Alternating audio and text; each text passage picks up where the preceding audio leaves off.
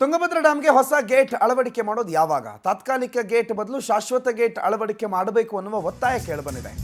ಕೊಪ್ಪಳದ ತುಂಗಭದ್ರಾ ಡ್ಯಾಮ್ಗೆ ಗೇಟ್ ಅಳವಡಿಕೆ ಮಾಡಬೇಕು ಅನ್ನೋ ಒತ್ತಾಯ ಈಗ ಬಹಳ ಜೋರಾಗಿದೆ. ಟೆಂಪ್ರರಿ ಗೇಟ್ ಏನು ಅಳವಡಿಕೆ ಆಗಿದೆ ಅದನ್ನು ತೆಗೆದು ಪರ್ಮನೆಂಟ್ ಏನು ಗೇಟ್ ಬೇಕು ಅದನ್ನು ಹಾಕಿ ಬೇಗ ಅಂತ.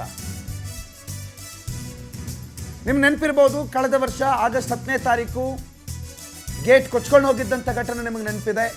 ಅದಾದ ಮೇಲೆ 54 TMC ನೀರು ಹರಿದು ಹೋದ ಮೇಲೆ ಡ್ಯಾಮ್ ತಜ್ಞ ಕನಯ್ಯ ನಾಯ್ಡು ಅನ್ನೋರು ಬಂದಿದ್ರು, ಒಂದು ಗೇಟನ್ನು ಟೆಂಪ್ರರಿಲಿ ಅಳವಡಿಕೆ ಮಾಡಿ ಹೋಗಿದ್ರು. ಕನಯ್ಯ ನಾಯ್ಡು ಅವರ ಸಹಕಾರದಿಂದ ಡ್ಯಾಮ್ನಲ್ಲಿ ನೀರು ಉಳ್ಕೊಂಡಿತ್ತು. ಇಲ್ಲ ಬಹಳ ಸಿಕ್ಕಾಪಟ್ಟೆ ನೀರು ಪೋಲಾಗಬೇಕಿತ್ತು ಅಥವಾ ಬೇರೆ ಕಡೆ ನಾವು ಹರಿದು ಬಿಡಬೇಕಿತ್ತು. ಆದರೆ ಈಗ ಡ್ಯಾಮ್ನ ಎಲ್ಲ ಗೇಟ್ಗಳು ಕೇವಲ 40% ಇದೆ ಅಂತ NDT ವರದಿ ಕೊಟ್ಟಿದೆ. ತುಂಗಭದ್ರಾ ಡ್ಯಾಮ್ನ ಗೇಟ್ಗಳನ್ನು ಬದಲಿಸಿ ಅಂತ ಸೂಚನೆ ಕೂಡ ಕೊಡಲಾಗಿದೆ. ಆದಷ್ಟು ಬೇಗ ಡ್ಯಾಮ್ನ ದುರಸ್ತಿ ಮಾಡಿ ಅಂತ ಜನ ಕೂಡ ಆಗ್ರಹಿಸುತ್ತಿದ್ದಾರೆ.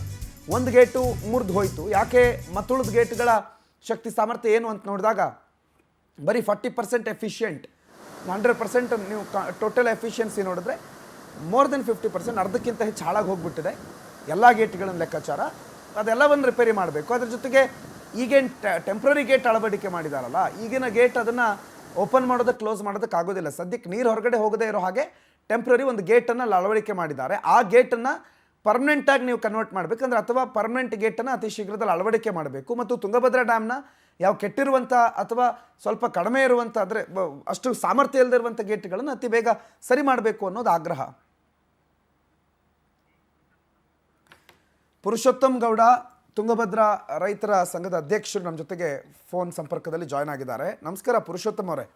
ಏನ್ ನಿಮ್ಮ ಮನವಿ?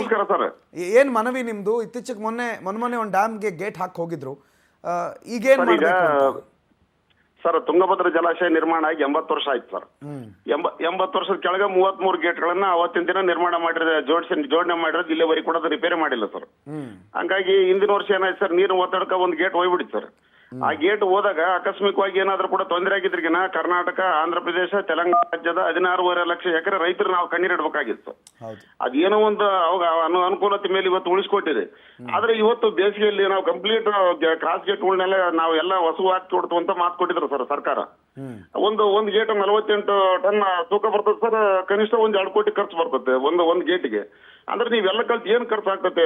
ನಮ್ಮಲ್ಲಿ 20-30 ಸಾವಿರ ಕೋಟಿ ಇವತ್ತು ದಿನ ಮೈನಿಂಗ್ ಫಂಡ್ ಐತೆ ಸರ್. ಅಂದ್ರೆ ಮೈನಿಂಗ್ ಉಳೆ ನಮಗೆ ಬಂದು ತುಂಗಭದ್ರಾ ಜಲಾಶಯಕ್ಕೆ ಹೊಡೆತ ಕೊಡ್ತಿರೋದು. ಇಂಥ ಒಂದು ಸಂದರ್ಭದಲ್ಲಿ ಮೈನಿಂಗ್ ಫಂಡ್ ಬಳಸಿಕೊಂಡು ಯಾವ್ಯಾವುದಕ್ಕೂ ಬಳಸಿಂತಿದ್ದಾರೆ ಜನಪ್ರತಿನಿಧಿಗಳು. ಆದ್ರೆ ನಮ್ಮ ರೈತರ ಜೀವನಾಡಿ ಆಗಿರ್ತಕ್ಕಂಥ ತುಂಗಭದ್ರಾ ಜಲಾಶಯಕ್ಕೆ ಕ್ರಾಸ್ ಗೇಟ್ಗಳು ಅಳವಡಿಸಕ್ಕೆ ಯಾಕೆ ಬಳಸ್ತಾ ಇಲ್ಲ ಸರ್?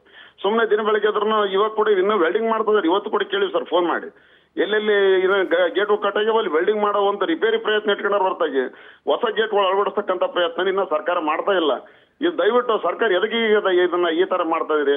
ಕರ್ನಾಟಕ, ಆಂಧ್ರ ಪ್ರದೇಶ, ತೆಲಂಗಾಣ 3 ರಾಜ್ಯಗಳ ನೀರಾವರಿ ಮಂತ್ರಿಗಳು ಒಟ್ಟುಗೂಡಿಸಿಕೊಂಡು ಈ ಸರ್ಕಾರ ಇದನ್ನ ಹೊಸ ಗೇಟ್ಗಳನ್ನು ನಿರ್ಮಾಣ ಮಾಡದೆ ಹೋದ್ರೆ ಮುಂದೆ ಏನಾದ್ರೂ ಅಪಾಯ ಆದ್ರಿಗಿನ ಈ 16.5 ಲಕ್ಷ ಎಕರೆ ರೈತರಿಗೆ ನೀವೇ ಕಾರಣ ಆಗಿರ್ತಾರ ಅಂತ ನಾವು ಹೇಳ್ತೀವಿ ನೋಡಿ sir. Yes sir, thank you power TV ಜೊತೆಗೆ ಮಾತನಾಡಿದ್ದಕ್ಕಾಗಿ ಪುರುಷೋತ್ತಮ್.